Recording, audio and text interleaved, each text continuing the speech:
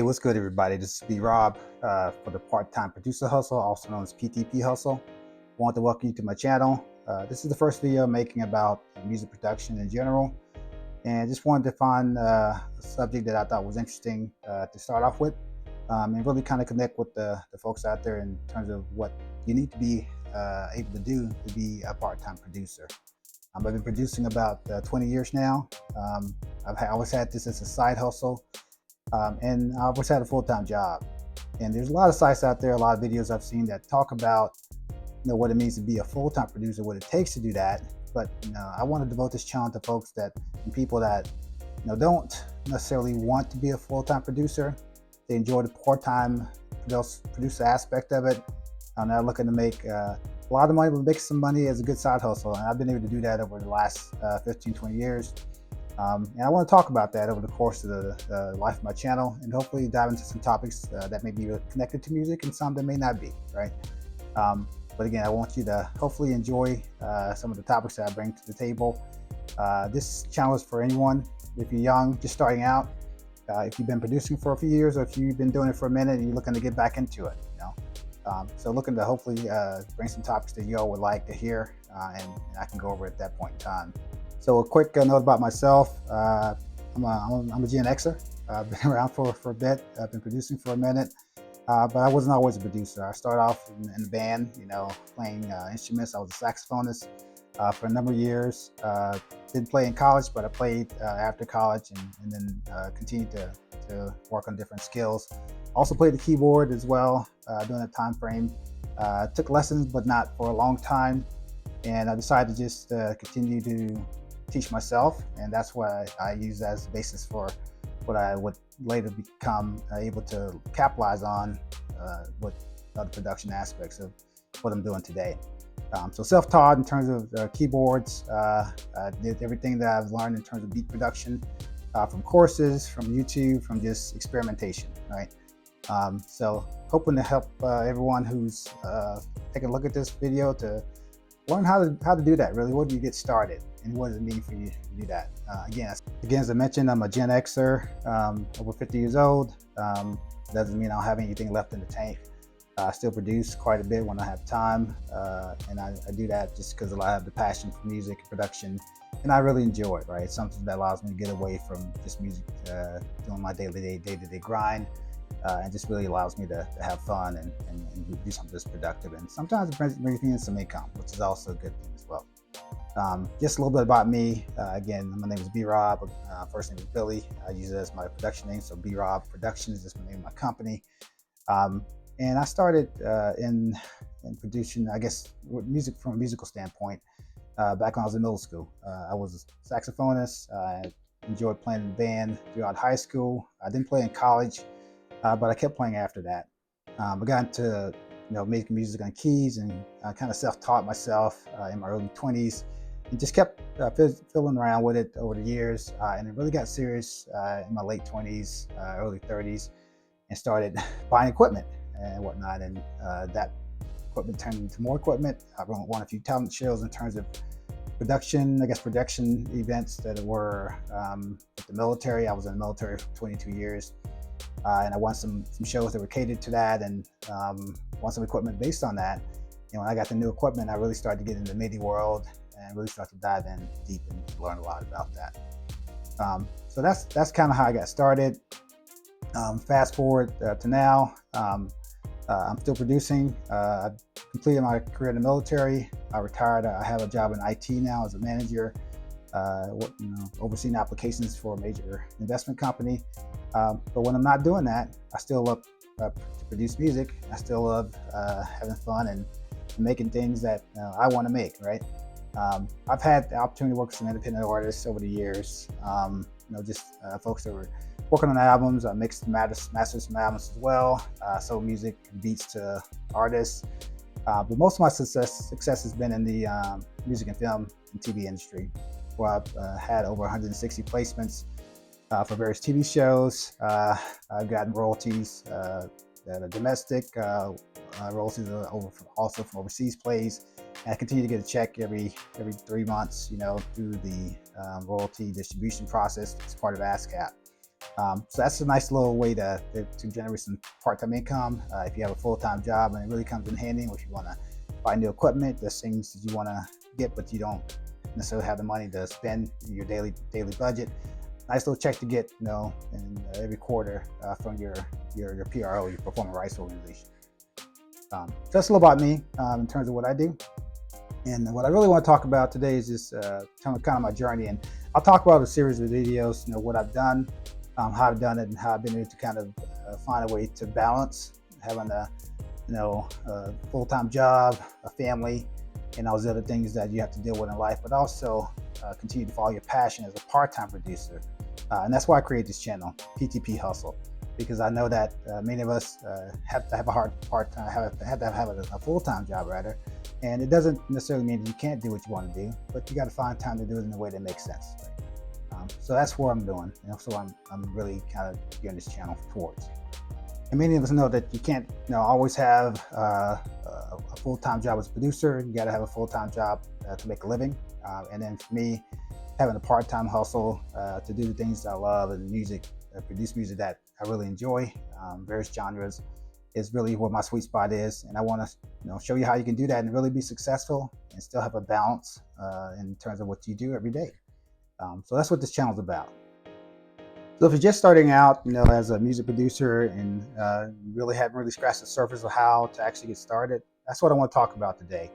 You can start off with some really basic equipment to get started. As you can see here, I have a pretty hefty studio here. I have the MPC back here. I got music software that's running also as well. A couple monitors you can see on top and bottom. And also you can see that I have a few keyboards here that I've used over the years that continue to be my bread and butter as well. I'm a veteran producer. I'm not afraid to admit that. At the same time, I've been able to produce some quality music that's got me placements on MTV, ESPN, VH1.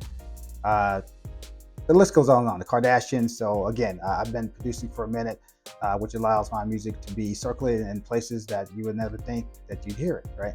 But it's just a testament that hard work and just never giving up and continuously putting the effort to get better and better and better really makes a difference in terms of your longevity and your success overall as a music producer. All right. So let's get started. So what do you want to do? What do you need to do in order to get started with setting up a studio, right?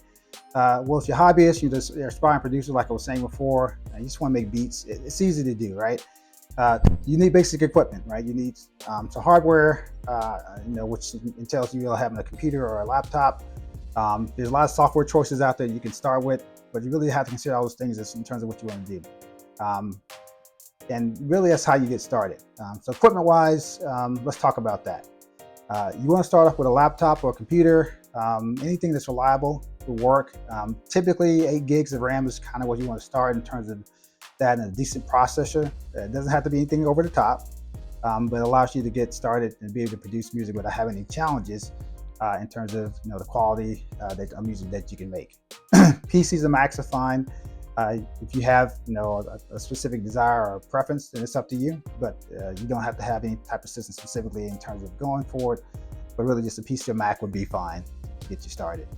And next, you'll need some headphones. So you got to have the ability to be able to listen to the sound that you produce and create. So if you have a good set of headphones that you can use to start off with, they'll be good. Also, if you have some monitors, you have someone that knows someone that has monitors, you get some on the cheap. There's a lot of them that are out there that you can purchase. I won't give you any names out there, but just example, you got KRK, which makes a pretty reasonable type of monitor. I start off with those. And then for headphones, you got Sennheiser that's out there, the Audio Technica as well. A lot of different ones that are made for studio lifting, and that's where you really want to start, right? In just terms of having that. Thirdly, you got to need some equipment to produce your music, and with that, I would say I just recommend getting a MIDI keyboard. If you have a MIDI keyboard, that allows you to have everything you need in order to get started, and then you can use that keyboard itself to produce the sounds that you'll need in order to get started and make your music. Lastly, and this is probably the most important piece you'll need, is audio interface, right? This is going to allow you to record your music via the instrumental or via the MIDI keyboard.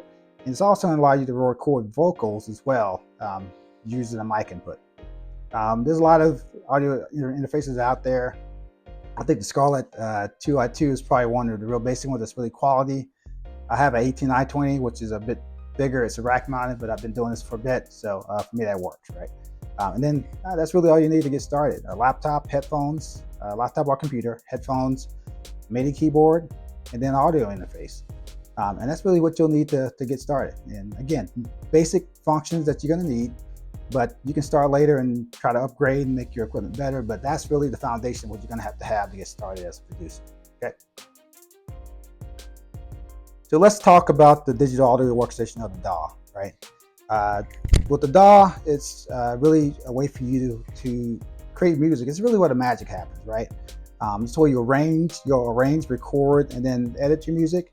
And there's really a ton of DAWs that are out there that you can leverage. There's a lot of them that I can name, but here's just a couple just to help you out. You have Pro Tools, you have Studio One, you have Ableton, Cubase, Logic, Reason, which I use Pro Tools as well. And the list goes on and on and on, but again, those are some things you can use to get started in terms of digital audio workstations, the DAWs. And the DAWs are really going to be the heart of your system. And once you get that and find it, I would encourage you to get familiar with what's in the software, learn it, spend time on it, and really just look for ways to embrace and become good at it, right? And I see a lot of folks over time, in my time producing, they keep jumping from DAW to DAW to DAW because it's popular. I've been using Reason since 2.5 on Reason 13 now, I believe.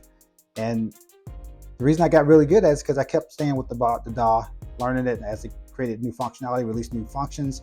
I learned that as well. And for me, that worked. And then I learned Pro Tools along the way as well. So those are two of my bread and butter DAWs that I use for producing music and then recording vocals. We talked about the equipment that you would need, and then the DAW that you would have to work on in order for you to be producing music. Let's talk about plugins and sounds, right? So once you selected your DAW, you want to experiment with the sounds, kind of see what's there, get familiar with them, and then you'll really kind of look at what's available within the DAW itself. Most of these DAWs that are out there come with plugins and include synthesizers, samplers, effects, etc. And you really want to kind of do that and understand it better so you can really expand your palette and see what's available before you go out and start buying stuff, right? Learn the software that you have there. Most of them are free, and there's also some free plugins out there that you can use as well that really make it easy for you to produce music. Just a few examples: Spitfire, Native Instruments, Isotope, free plugins that are available out there for you can check out. You just go to their website and it says free there, and you download them, integrate them to your DAW, you can get started. It doesn't cost you anything, right? And once you figure out that these are some that you like to use, then you can really kind of take that to the next level and maybe buy the basic entry level version of those. And I think that works for you as well. There's a lot of good paid programs out there, plugins out there that people use: Serum, Atmosphere, Soundscapes, Isotope as well. Spitfire has some that they offer that at a lower cost, and they have some higher tier ones as well if you're into orchestral music or whatnot. So it depends on the genre that you want to look at. Research them, scour the internet, Google it. You can figure it out, I promise you. So one of the things I want to talk about here is the workflow. And once you get your DAW set up, you got your equipment set up, everything's in place, you got some plugins that you really like and you're digging. What do you want to do next? You want to really kind of figure out how to use the software and learn it, right? Now, as a part-time producer, your time's going to be limited, right? So you want to make sure you make the best of your time, you maximize the time you have available. In order to do that, you got to have a plan. So when you sit down at your keyboard, and your DAW, you're trying to produce something or work on a project, have a plan about what you want to work on. What do you want to produce today? Is there a beat that you've been spinning in your head that you want to, bring to life? Do that. If you heard something on the radio that you really want to emulate, you can do that. If you saw something on television that really kind of caught your ear, you want to recreate that, put your own spin on it, then you can do that as well. But you want to try to make sure you have a plan before you sit down. You want to keep it simple. Don't try to create a hit song. You're just getting started, right? Produce something that you can listen to, revise it, tweak it again, and can continue to get better over a period of time. If you got somebody that's a trusted person that you can allow to listen to it, let them hear it, right? Let them give you some honest feedback. And it has to be somebody you trust that you're going to be able to incorporate that into your next version of what you're producing. But again, that's where you really want to start to get things going, right? And then finally, you want to create a routine. Find time to produce. If it's just 30 minutes a day. Now, if it's an hour, that's great. For me, I work a full-time job. I go to the gym after I get off, and I have, one of my kids is in sports, so there's a lot of going back and forth. So I typically do my production later in the evening, then on the weekends, right?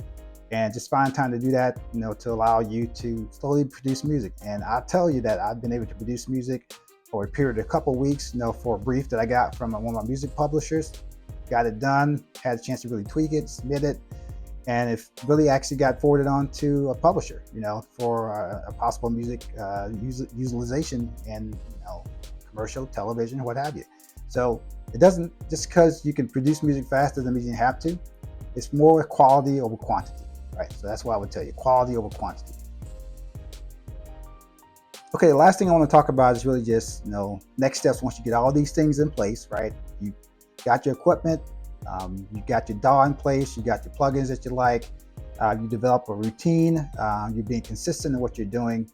It's really about just navigating the journey that you want to take as a part-time producer. Don't get caught up in needing all the fancy gear that people talk about, because you can spend money forever on different things that are out there. Get with what you have, right? You don't need a whole lot of stuff that's gonna take your money while you're trying to use the latest and greatest piece of gear that you see somebody using on television, or there's a commercial about it, what have you. Go to the Guitar Center and they're pushing these new pieces of gear. You don't need all of that. You take it one step at a time. And I can tell you this is from experience. Take it one step at a time, find something that works for you, and continue to build on it and get better at it. And that's really where you gotta start. Lastly is really just taking time to kind of hone your craft, focus on improving your craft as well, experimenting with new ideas, and really just having fun with production. And before you know it, that your sound will really continue to get better. You'll get more confidence. You'll be more apt to listen to other folks hear your music and share your experiences and get feedback. And then you'll hopefully start getting some chances to submit it to artists for consideration. There's a lot of sites and platforms out there. I'll talk about that over the course of my channel. And there's a lot of opportunities with music publishers, music supervisors, and you can build bridges that way as well. But spend time trying to perfect your craft. Yeah, and I'd say perfect, but just in a way that you feel comfortable that you are willing to share it. And it's okay to get feedback. It's okay to say, you submit a song and it's not what the people want, or what a music supervisor wants, or a screener wants. It happens to me all the time. And I'm looking at briefs and I look at my music, submit my music rather to someone, and they may not like something that's what the strings I have. So maybe one thing that keeps my song from being submitted or forwarded. But for me, it's feedback, and I go back and make that tweak, and the next time something comes around, I submit it, and I may be successful. So it's really about continue to grow your strengths in terms of music production, hone your craft, continue to get better at it, and just never quit. All right, thanks everyone for tuning in today. I want to thank you for listening to me talk and just give me an opportunity to share some of my knowledge with you in terms of what you need to get your studio started. Please remember to hit the like and subscribe button if you felt like the content I provided today was of use to you. And if you'd like to see more content, look for suggestions in the comments. Let me know what you think. If you'd like to see more topics that would be useful to you and helpful to you, I'm happy to share what knowledge I have with you overall. Again, thanks for your time today. Appreciate it. Keep producing. PTP Hustle out.